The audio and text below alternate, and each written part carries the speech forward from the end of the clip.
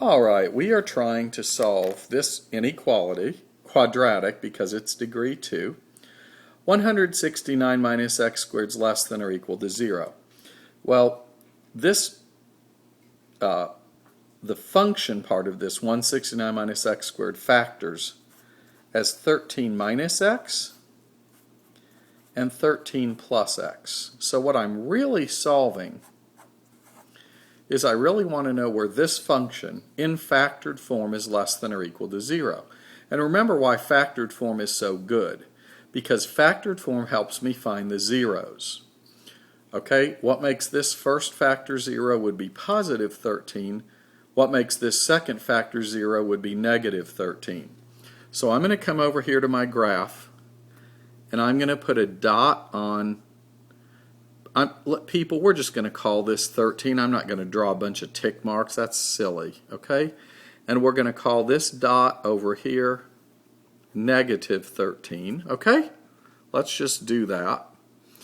And this graph obviously opens down because my leading coefficient is negative. And again, I'm not going to draw this to any wonderful scale. I don't really care what the y-intercept is. What I care about is what the zeros of the function are, which we already know. 13 and negative 13 are its zeros, and the graph opens down. Well, that helps me determine then, once I have a picture of the graph, it helps me determine how to shade my solutions. I want to know where this function is less, where the y value, okay, that's what this means, the function, where is y less than 0? It's obviously equal to 0 at these two numbers. But where is it less than 0? Well, that happens in quadrants 3 and 4.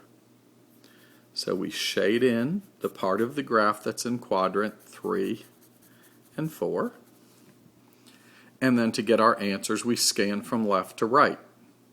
So from here, I'm scanning along the x-axis. I'm scanning from negative infinity to negative 13, and I'm going to put a bracket on it. The reason I'm bracketing it is because it says less than or equal to 0, so my zeros are included. I'm hopping over to another part of my answer, so in interval notation that would be union. And remember, my answers are x, so I'm scanning the highlighted portions are where my x values are as answers. I would be scanning here from 13 to infinity. Remember, you're walking along the x-axis, okay, to get your answers. Your scan is from left to right on the x-axis. Bracket 13, comma, infinity. And this is my solution set. Let's see, when I come over here, that's totally messed up. On this one, they forgot the bracket. C is correct.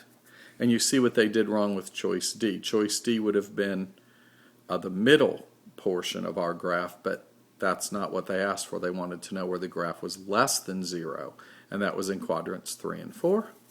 So choice C. And we're done.